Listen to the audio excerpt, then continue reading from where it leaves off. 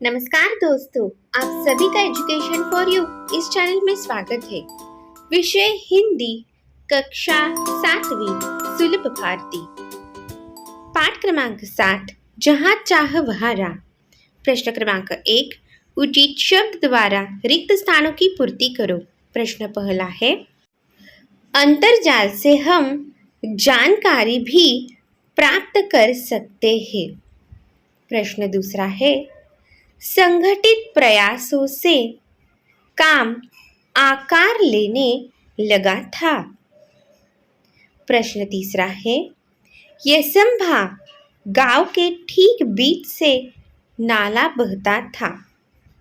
प्रश्न चौथा है, सभी ने एकता, संगठन और श्रमदान का महत्व भी समझा था। प्रश्न दूसरा है, कथन के सामने सही और गलत का चिन्ह लगाओ। पहला है, गांव की बस्ती नाले के और एक तरफ थी, पाठशाला दूसरी तरफ। उत्तर है सही। प्रश्न दूसरा है, हर कोई गंभीर होकर समस्या के हल के बारे में सोचने लगा। उत्तर है सही। प्रश्न तीसरा है, अनेक बार विद्यार्थी पूरे सप्ताह पाठशाला नहीं जा पाते। उत्तर है सही।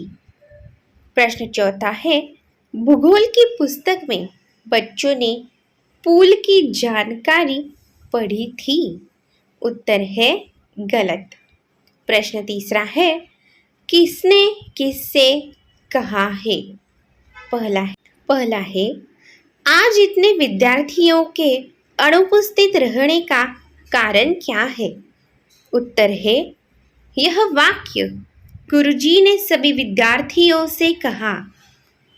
प्रश्न दूसरा है, जब कभी शहर गए हैं, बड़े बड़े पुल देखे भी हैं। उत्तर है, यह वाक्य आशीष ने सभी बच्चों से कहा। प्रश्न तीसरा है, कोशिश करने वालों की कभी हार नहीं होती। उत्तर है, यह वाक्य दामिनी ने सभी बच्चों से कहा। प्रश्न चौथा है, निम्नलिखित प्रश्नों के उत्तर एक एक वाक्य में लिखो। पहला है, कौन सा गीत गांव में प्रचलित हो गया था। उत्तर है, गांव में बरसात, नाले में भरा पानी, पाठशाला से छुट्टी, यसंबा की यह कहानी गीत गांव में प्रचलित हो गया था। प्रश्न दूसरा है, पुल बनाने के लिए सामग्री खरीदने के लिए कितना पैसा एकत्रित किया गया। उत्तर है, पुल बनाने के लिए सामग्री खरीदने के लिए 20-20 रुपए एकत्रित किए गए। प्रश्न तीसरा है, वर्षा के कारण प्रार्थना कहाँ संपन्न हुई। उत्तर है, वर्षा के कारण प्रार्थना कक्षा में संपन्न हुई।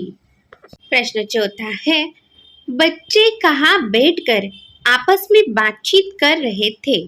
उत्तर है, बच्चे चौपाल में बरगद के पेड़ के नीचे चबूतरे पर बैठकर आपस में बातचीत कर रहे थे। प्रश्न पांचवा है, निम्नलिखित प्रश्नों के उत्तर लिखो। पहला है, कहानी के शीर्षक की सार्थकता बताओ।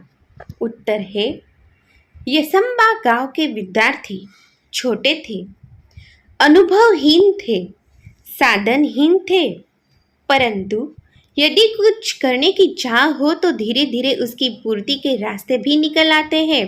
उन्होंने नाले पर पुल बनाने का निश्चय किया, पैसा इकट्ठा किया। उनकी लगन देखकर गांव के लोगों ने उनकी मदद करने के लिए आगे आए।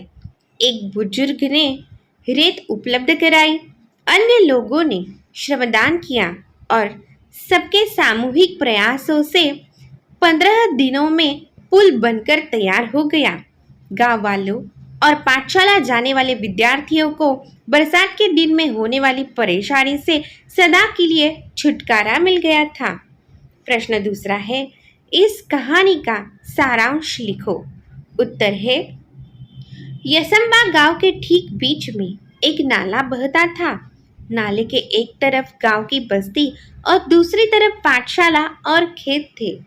बरसात के मौसम में जब नाला भर जाता था तो बड़े बुजुर्ग किसी तरह नाला पार कर लेते, परंतु पाठशाला जाने के लिए नाला लांघना विद्यार्थियों के लिए संभव नहीं था। इस कारण उनकी पढ़ाई पर बुरा प्रभाव पड़ता था। इस समस्या से परेशान बच्चे एक साथ मिलकर इसके निदान के लिए एक पुल बनाने की योजना बनाते हैं।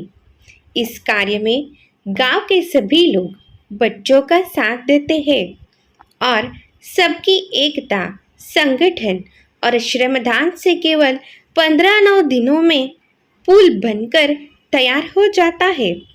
अब बरसात के मौसम में भी बच्चे पाठशाला जा सकते थे।